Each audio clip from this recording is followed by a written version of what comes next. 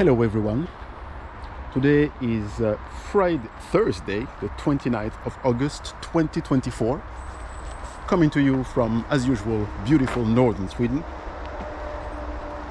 to discuss world events. Yours truly in quite a brouillard today. You know what brouillard means in French? Let me know in the comment section. Landscape beautiful as usual. I'm going to try to make a little bit of a scenery for you guys here. Check that out. Can you see this? A slight brouillard over the calm water. And back to business. First of all, I would like to talk about the events that are unfolding around our friend Pavel Durov, founder of Telegram, who was arrested before yesterday, if I remember correctly, upon his landing in France. Turns out, sources say that he was allegedly invited by President Macron to a dinner, which was the reason why Pavel Durov made his way to France before being arrested. Now, I don't have any details around what services, if it was the police or the DGSE or the BRI maybe, who may have executed the warrant. Those details are not clear yet, but guys, that thing unfolds like a freaking movie. It's like a freaking movie. So, Pavel, our fervent defendant of free speech, and I mean that without being snarky or without being sarcastic or ironic at all, because it truly works in our favor, we the people, for our freedom of speech, our ability to express ourselves, share files, share documents in the most complete privacy, express ourselves like I'm doing right here, without the risk of being censored. And there's an entire background story which I'm not gonna go into now because the video will be way too long. Maybe we should dedicate a video exclusively to Pavel's journey with Telegram. But after enormous pressure from the Russian government, allegedly he didn't buckle up. He didn't buckle under the pressure and managed to keep Telegram as free as possible. But our Russian friend moves to Dubai, to the UAE, and makes a home there for a while. I think before he was in San Francisco and some other things, but let's not go into details. Anyways, his arrest on charges of enabling organized crime, drug trafficking, and hosting footage. You know, those are quite serious charges for one man. Insane turn of events. That was yesterday that I heard that this happened, but the UAE freezes a $10 billion purchase of Rafale jet fighters from France, allegedly over Pavel Durov's arrest. Like I said, shit from a movie. You can't write this. You can't write this up. It's insane.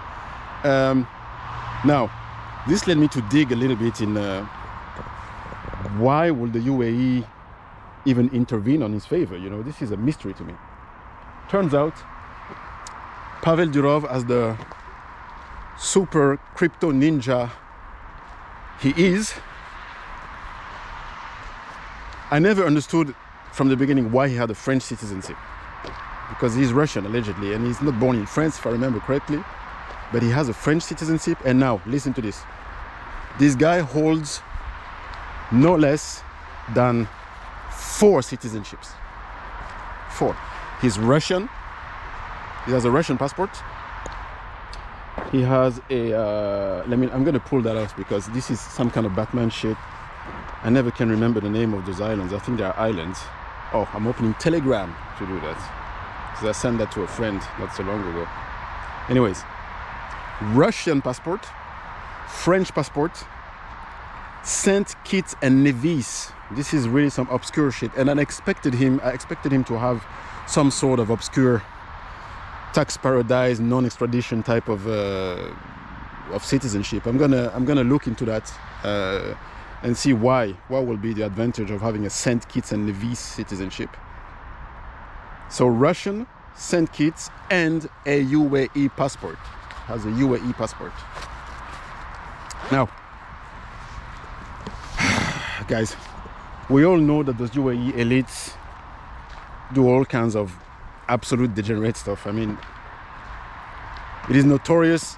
It's been reported several times from Instagram models who have millions of followers that they were paid insane amount of money to go there and be treated like, I'm not going to give the details because those are things that go beyond your wildest imagination as far as what degenerate stuff and debauched activities can look like.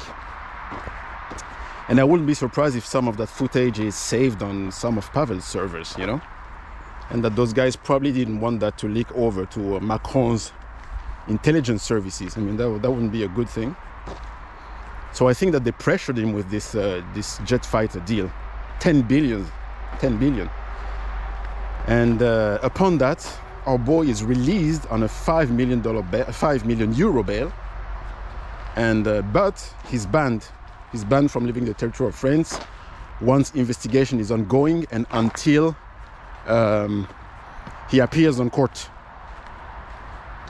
So yeah, the saga continues. This is a very interesting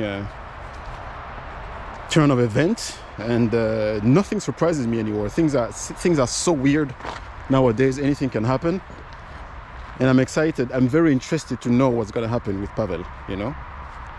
We will never really know completely the truth as it is, because the truth belongs to the shadows of those elites. But this is crazy. This is just crazy. Yep. Another thing I found questionable was the girl he was hanging out with, you know, during the week of his arrest, because well, this is just my gut feeling, but what was her name again? Julia Vavilova. She's a streamer and crypto coach. She's quite hot, obviously, because guys like this with a lot of money don't hang out with tunas. They hang out with the pretty girls. And this girl was just leaving a terrible breadcrumb trail of his whereabouts on her Instagram, you know. But I don't know why my gut feeling says to me that this girl has all the telltales of being a CIA plant or some sort of asset. That really wouldn't surprise me, you know. So guys, my conclusion to that, or just my parenthesis, and my point is that guys always get caught the same way. The most intelligent guys, it's always through a woman, you know.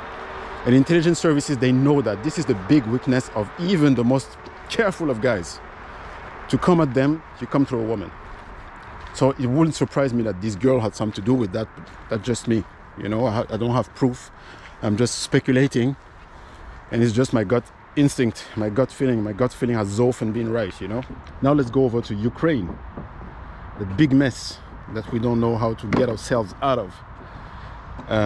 Yesterday was the second consecutive day of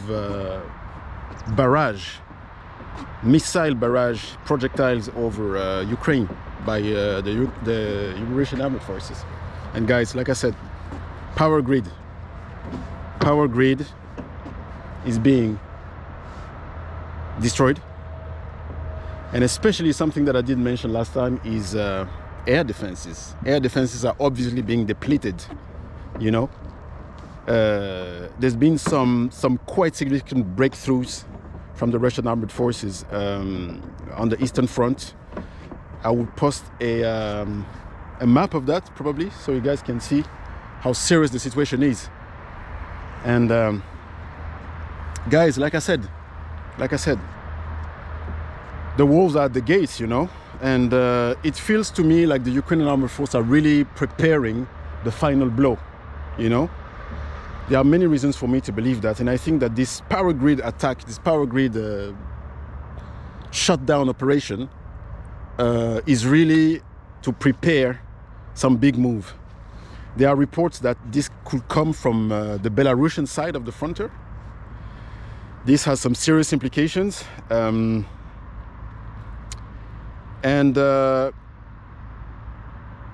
it is increasingly looking like the final blow is coming. And I think that the coming weeks are really going to be quite significant and interesting to follow. Now, guys, the fog is coming down on me. I don't even know if you guys can see me, but I'm going to shut this down for today. This was an update for today. I'm working on the resolution, and I hope that this works out very well, because I think I found a solution for that. In the meantime, guys, give me a chance. Like I said, like, comment, subscribe, and share. You know, I really want to know your opinion, so leave me comments in the comment section and subscribe and like the video. That helps a lot, and I see you on the next video. Bye bye.